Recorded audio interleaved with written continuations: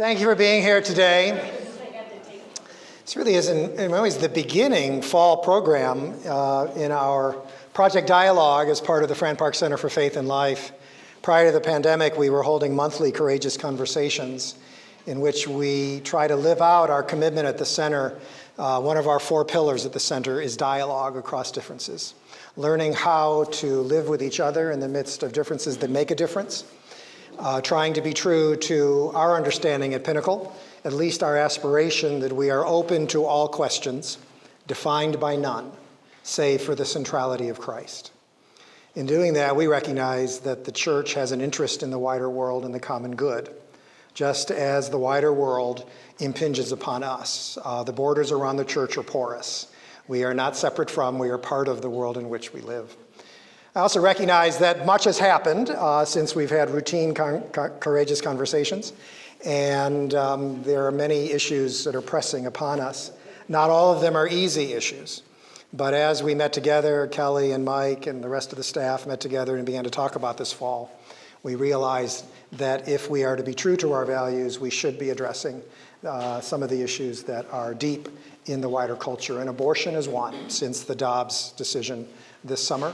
It impacts us, and it is in the ether now with an election coming and the like. And as you know, it is our conviction not only to learn how to talk across differences, but also to inform that discussion.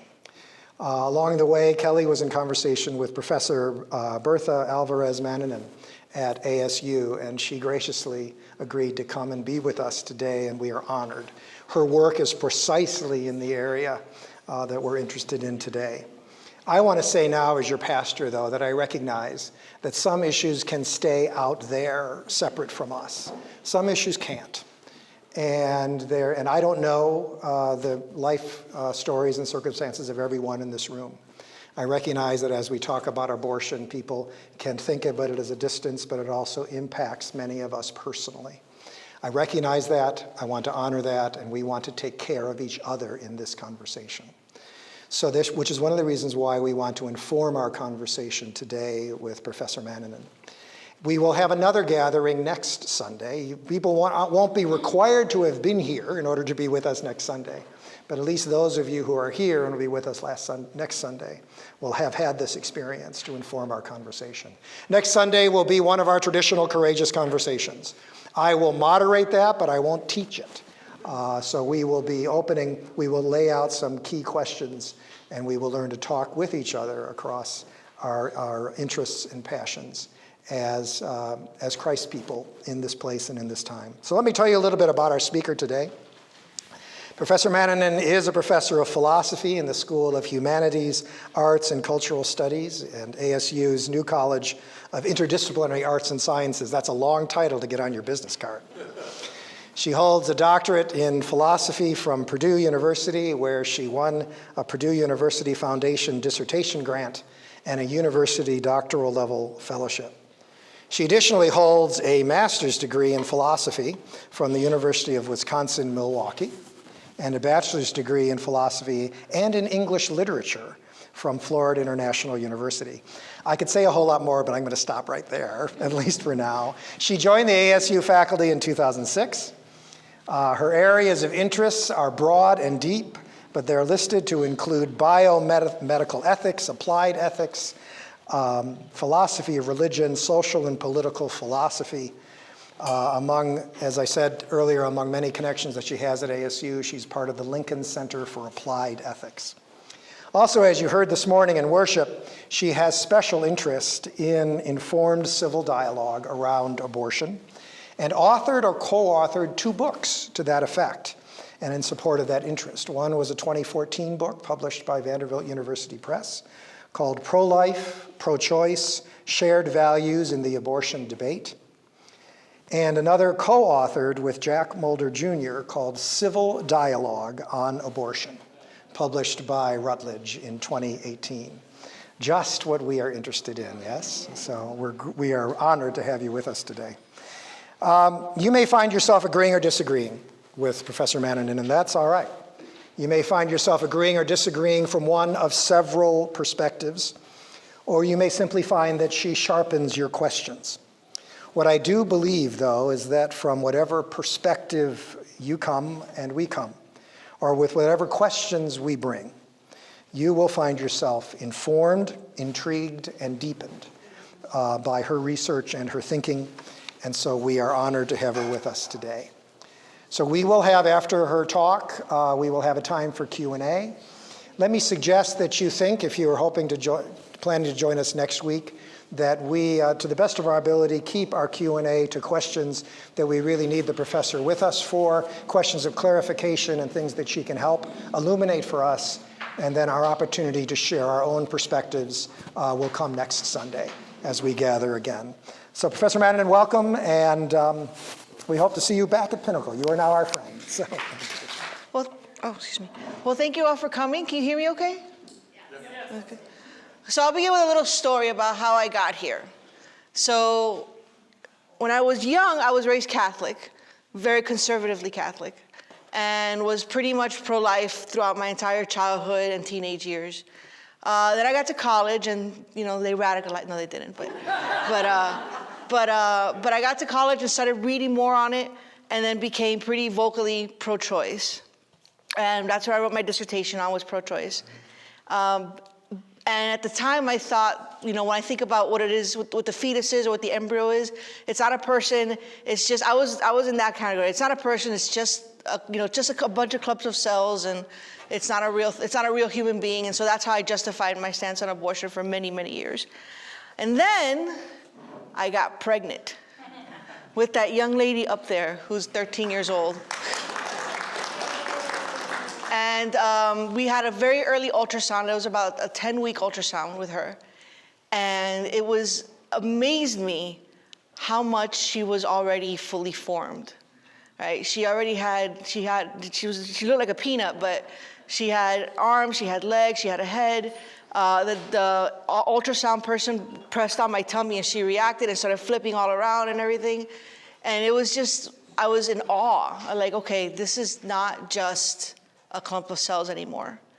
And it happened pretty early. 10 weeks is still pretty early, right? So after that, I was like, okay, this is difficult for me, because how can I continue to be pro-choice when now I think that this is not just a clump of cells? And so that really, for a few years, was the basis of my research. How can I have both? And then I got pregnant with my second child, who is too young to be here today. She would have been disruptive. And her pregnancy was a lot more difficult and health-wise, and resulted in some permanent health issues for me, which of course she's totally worth it, so I'm not bitter about it or anything. But it did make me realize that pregnancy is something that we shouldn't force women to do. There's just too much to it.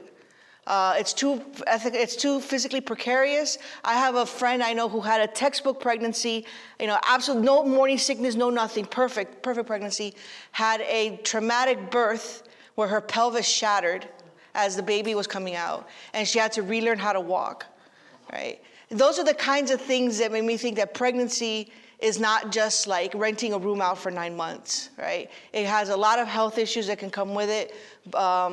And so that made me convinced that whatever you stand on board, that pregnancy has to be something that's undergone voluntarily, right? So I have one child who gave me this newfound respect for fetal life, and then I have another child who convinced me that whatever respect I have for fetal life, pregnancy should be voluntary.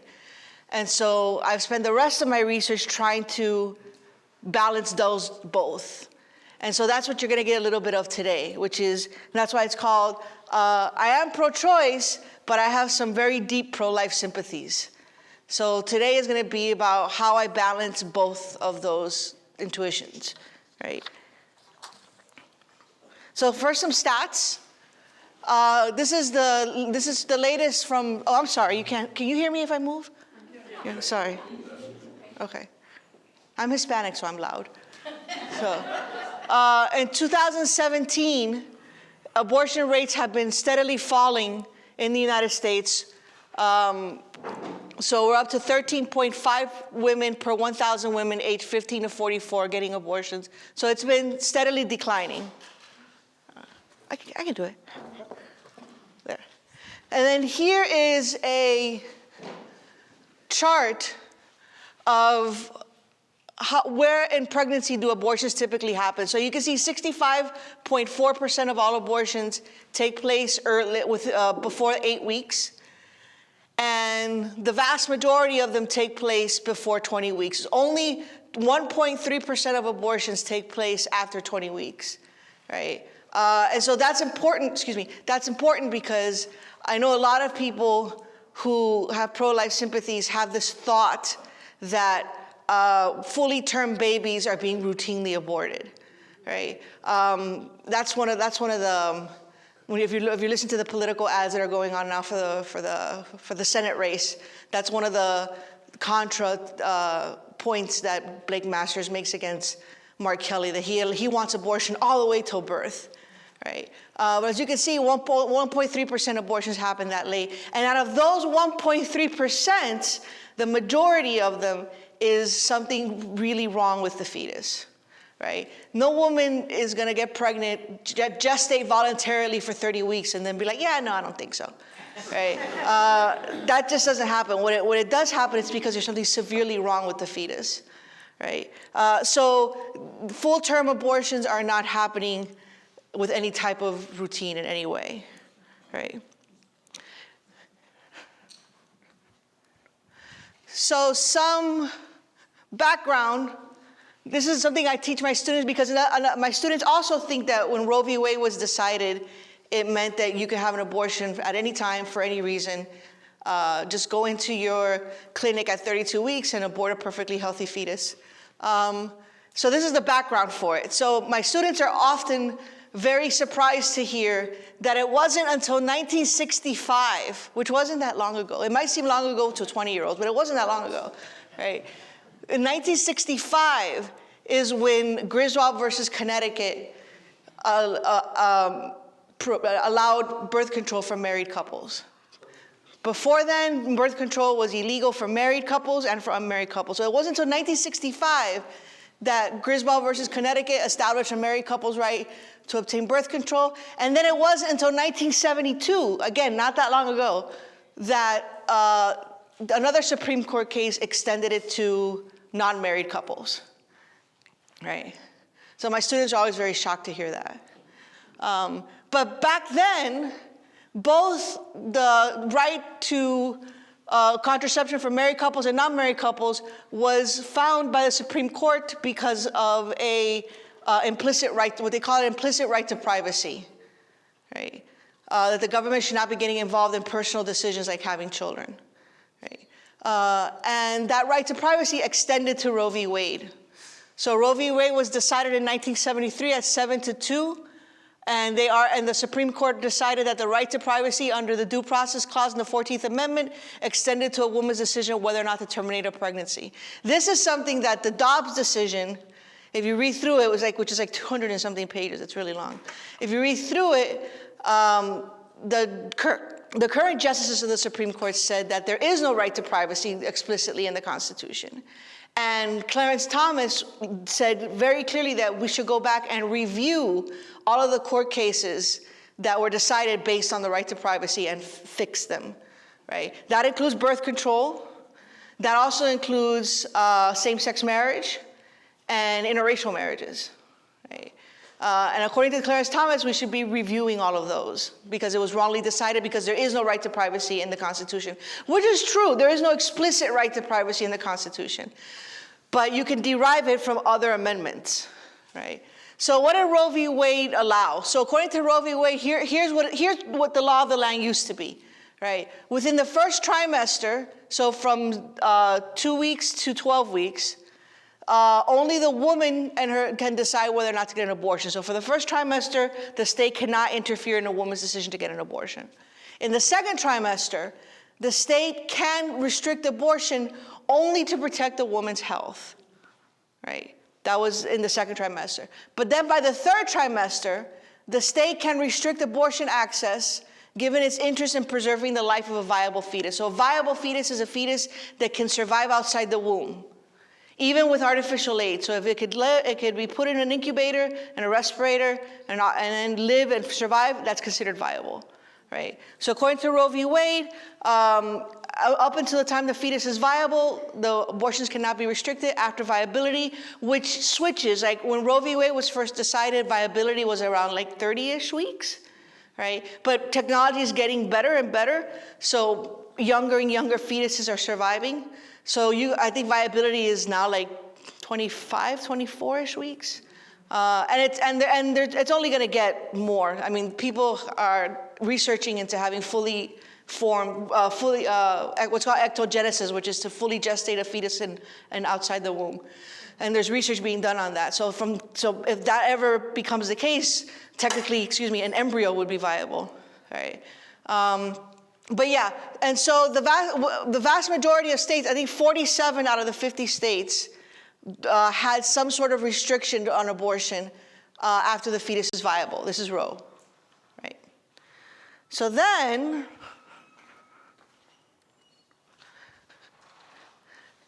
the big one, Dobbs versus Jackson Women's Health Organization. This was decided June 24th, 2002. The Supreme Court, with a vote from 6-3, voted to outlaw Mississippi's Gestational Age Act. And the Gestational Age Act outlaws abortion except to save the life of the pregnant woman or in the case of severe fetal abnormality after 15 weeks. And then after this, we got a lot of what's called trigger bans. So many states had laws in place just waiting for Roe to be overturned. Those are called trigger bans, right? So once Roe was overturned, these trigger bans went into effect right away. And according to the Center for Reproductive Rights, at least 9 states currently have implemented a total or near total abortion ban, and 4 states ban abortion after 6 weeks. That's currently what's going on. So here's some examples. You have Texas, where abortion is now prohibited after 6 weeks of pregnancy. In Idaho, no abortions after 6 weeks. Tennessee law bans abortion after 6 weeks of pregnancy with no exceptions for rape or incest. And in Indiana, where I went to school, Indiana laws ban abortion with exceptions for the health of the pregnant woman, rape, incest, and in cases of fetal abnormality. What about us? Have you been following the news? It's really confusing. So there was a law that's over 100 years old in the books.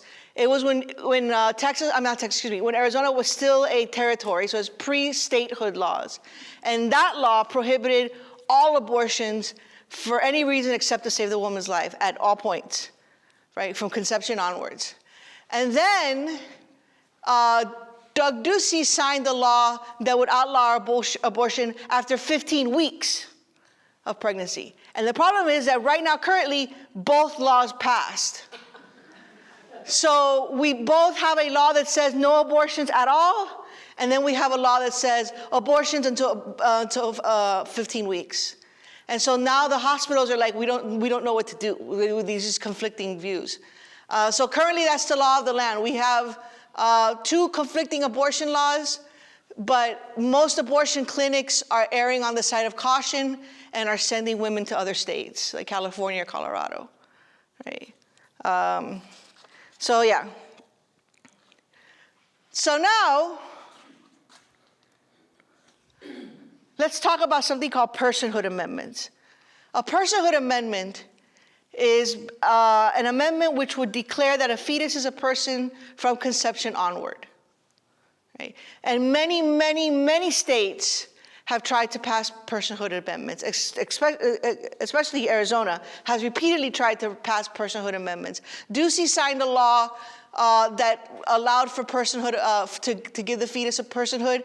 At the time, Roe was still the law of the land, so it was blocked by the courts as unconstitutional. But there are conservative politicians who are pushing personhood law. So for example, it's actually been wiped, he wiped it from his website, but Blake Masters had on his website that we should amend the United States Constitution to allow for fetal personhood. It's not there anymore, but it was there, I promise, because I saw it, right? But it was, that's considered to be pretty extreme, so it was wiped out of his website. So many conservatives are pushing for a federal personhood law, And some want there to be a constitutional amendment granting fetuses personhood from conception, right? Now, what would let's say that one of these laws pass and fetuses become persons from conception onward. Let's just give it for the sake of argument, right? What would result from that? Well, surprisingly enough, according to some philosophers, the purpose of passing personhood amendments is to outlaw abortions. According to some philosophers, that will not work. According to some philosophers, you can argue in favor of the moral permissibility of abortion, even if the fetus were considered a person. Here is an article that I have my students read. It's old, it's from 1971. It's called A Defense of Abortion by philosopher Judith Jarvis Thomson. And she has an example, which I'm going to read to you, that she thinks is analogous to pregnancy.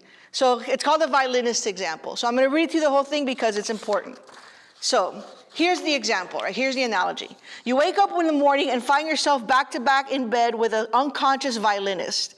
He has been found to have a fatal kidney ailment, and the Society of Music Lovers has canvassed all the available medical records and found that you alone have the right blood type to help.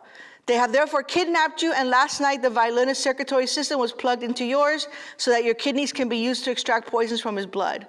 The director of the hospital tells you, look, we're sorry the Society of Music Lovers did this to you, and we never would have permitted it had we known, but still they did it, and now the violinist is plugged into you. To unplug you would be to kill him.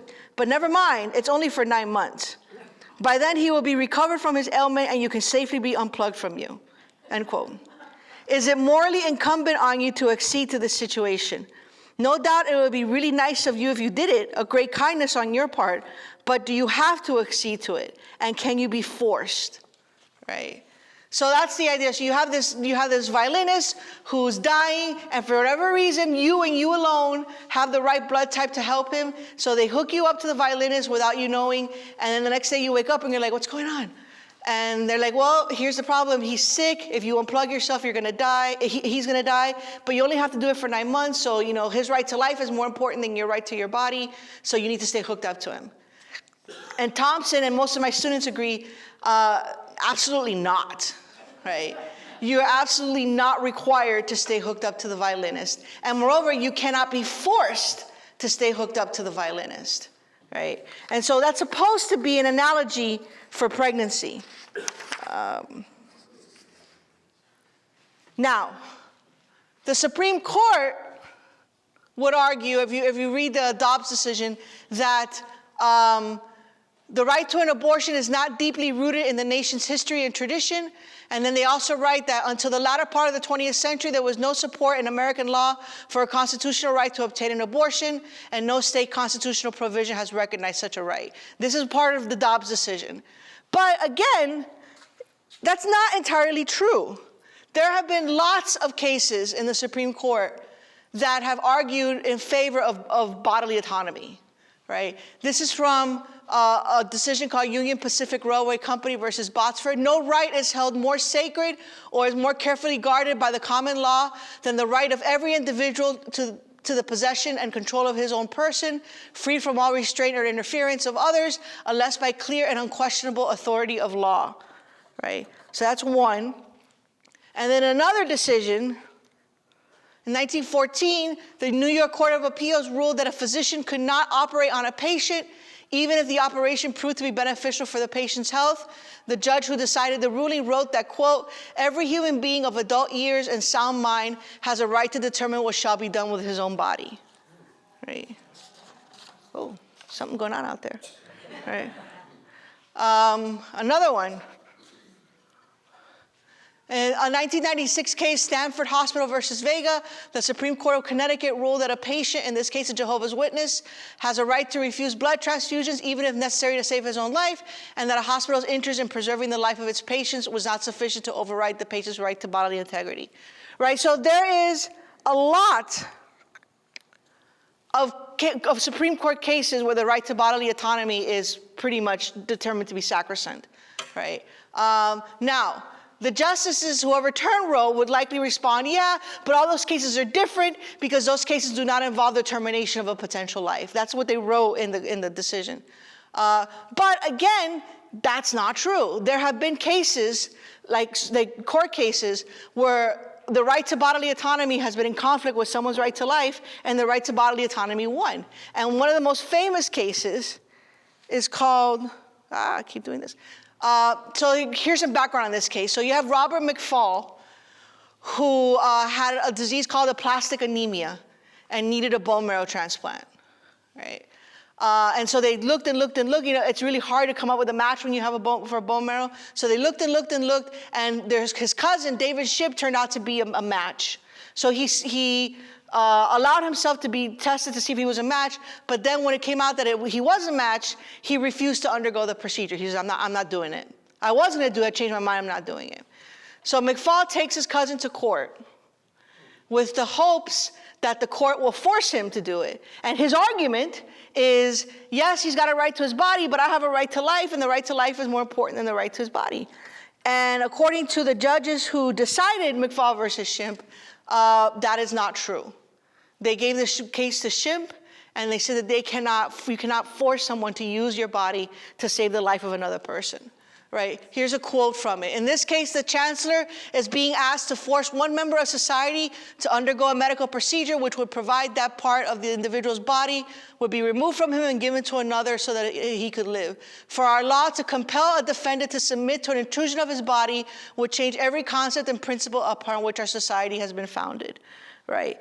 So another thing I tell my students is that, look, every semester, the Bloodmobile parks its car, parks right next to the library, and entices people to give blood. Now, the last time it was a certificate to Culver's, but it's always like something. Here's a shirt. Here's this. Here's that. Here's get entered into a contest, right? They have to entice you to come in and give blood because coming in and giving blood has to be voluntary. Right? So no matter how short of blood the hospitals are, they cannot just go to college campuses and grab students and hold them down and take their blood, right? So you can't do that, right? And bone marrow cannot be forcibly extracted even to save lives, right? As we saw with McFall versus Shipp. And even after death, the right to bodily autonomy is considered so sacrosanct that even after death, we respect the right to bodily autonomy. So you cannot donate organs unless the person, while they were alive, said it was okay to do so, or their family does it afterwards, right? But you can't just go in. Although some people have argued that we should have an opt-out instead of an opt-in, which is everybody's an organ donor unless you specifically say you don't want to be. So I think that's the case in the UK. But here, it's the other way around. If you said that you can't take my organs, even in death, we respect bodily autonomy in death. So if you force women to gestate fetuses, you're giving her less rights than a corpse, right? Corpses have right to bodily autonomy, even if that means that 17 people die a day of waiting for an organ. So 17 people's lives die every day because we can't force organ donation, right? And then another thing I talk to my students about is a concept called savior siblings. Savior siblings are siblings that are born, so you say you have a sick child, and they need routine bone marrow or blood transfusions, whatever, and they have a rare genetic type or something like that. So that it's hard to find bone marrow or blood for that child. So what you do is that you undergo IVF, you fertilize some embryos outside the womb, you get them checked genetically, and then if they match your child, you implant those embryos, and it's born as a baby who is a genetic match to your sick child, and now you have an endless supply of bone marrow and blood from this child. And so I talk to my students about them, like, what happens if the savior sibling hits a certain age, and they're like, I don't want to do this anymore. I've been doing it my whole life, I don't want to do this anymore, even though that means that my sibling might die. And again, that's her decision. Even if the sibling might die, it is her decision in the end whether or not she wants to use her body to sustain their sick sibling, right? Here are some quotes that are relevant. It's a deeply rooted principle of American law that an individual is not ordinarily required to volunteer aid to another individual who is in danger or in need of assistance. In brief, our law does not require people to be good Samaritans. If we require a pregnant woman to carry the fetus to term and deliver it, if we forbid abortion, we are compelling her to be a good Samaritan, and the Equal Protection Clause forbids imposition of these burdens on pregnant women. That's one constitutional scholar. Another constitutional scholar, a parent is not required to donate even a milliliter of blood, much less a kidney or a bone marrow, to save the life of a born child, even though the parents of the born child quite willfully brought the child into the world, right? So most parents would voluntarily give bone marrow and blood to their children, right? Most parents will do that. But that's not the question. The question is, if they said no, can they be forced to do it? And the answer is no, they can't be forced to do it. So bring this back to abortion. Even if the fetus is considered a woman's child, again, she cannot be forced to gestate against her will, even to save that child's life. So we have a plethora of examples where the right to bodily autonomy supersedes the right to life in every other case except abortion. For some reason, abortion is the one that the right to life is taken to be more important than the right to bodily autonomy. Bless you. If, let's say Blake Masters gets his way and we have a constitutional amendment and make fetuses and embryos persons from conception, right? This has implications way beyond abortion. People are typically very myopic and they're like, we just want to get rid of abortion, just abortion, right? But this has consequences outside of abortion. In vitro fertilization could be affected, right? The way it works right now is that if you're going through IVF and let's say you fertilize outside the womb 10 embryos, right? It's expensive, so you want to fertilize as many of them as possible at any given time, and it's invasive as well, right? So let's say you fertilize 10 embryos, you implant 3, and you get 1 or you get twins, and you've had enough. I don't want any more. I got my twins. I'm happy, right? Now you have 7 leftover embryos. What do you do with them? Well, currently they're in frozen storage. There's thousands of embryos in frozen storage. Some of them are put up for adoption. You can do that. You can donate your embryo for adoption. It's called the Snowflake Project. But most of them are discarded. Most of them are thrown away. But if embryos are persons from conception, that's murder. So this has severe implications for IVF, how we conduct IVF procedures. There's a quote here from an IVF doctor, right? And I've always told my students, I've seen plenty of people picketing Planned Parenthood. I see it often. I never see someone picketing an IVF clinic, right? Even though they are routinely destroying embryos every day at IVF clinics, right? Miscarriages. In El Salvador, fetuses are constitutional persons, right? As a result of that, many women have been jailed for miscarriages or stillbirths, right? This is a case in 2018. Teodora del Carmen Vasquez was released from a prison in El Salvador after serving 10 years of a 30-year sentence after she was found guilty of murder due to the stillbirth of her 9-month-old fetus. So here's a quote from the story. Vasquez was arrested on suspicion of violating El Salvador's abortion law. Fearing she could die, authorities eventually rushed her to a hospital where she was chained by her left foot to a gurney. She was prosecuted, convicted, and given 30 years in prison for aggravated homicide, right? But again, at the very least, though, here's the situation. If embryos and fetuses were considered persons, and you have a miscarriage and you have a stillborn, at the very least, what happens when a person dies? There's an investigation. Always there's an investigation. Now, a lot of the times you find out that it was an accident or it was an intentional homicide. But the point is that when a person dies, there's always an investigation.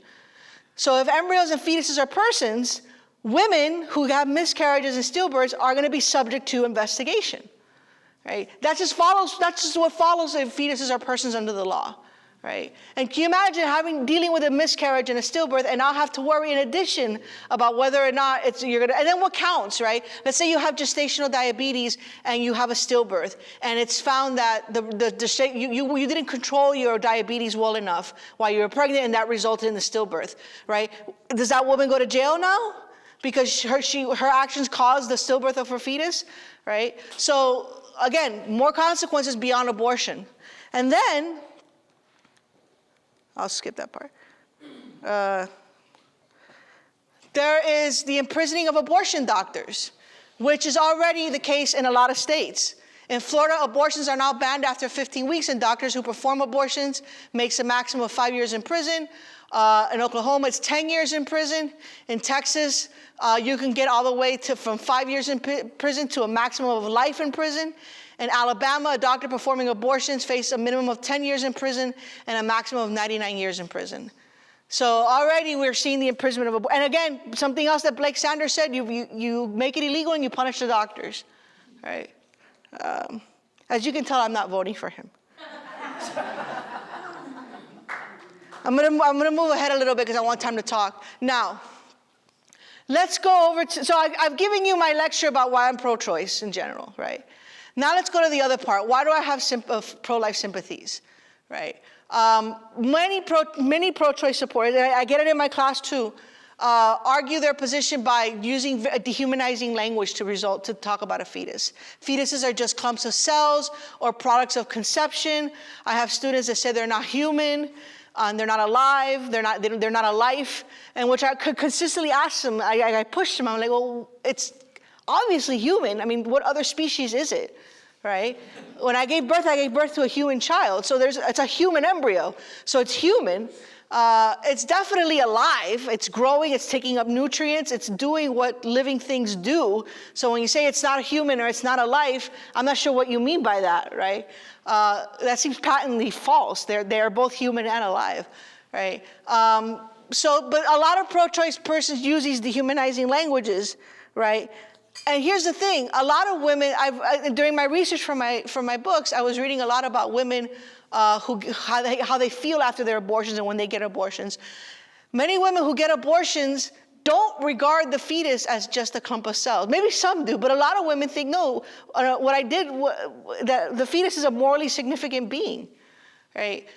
So many women who get abortions do view the fetus as a subject of moral status and consideration, right? Here's a quote from Frances Kissling, who used to be the president of Catholics for Free Choice. It's a long quote, but it's important, so I'll read it.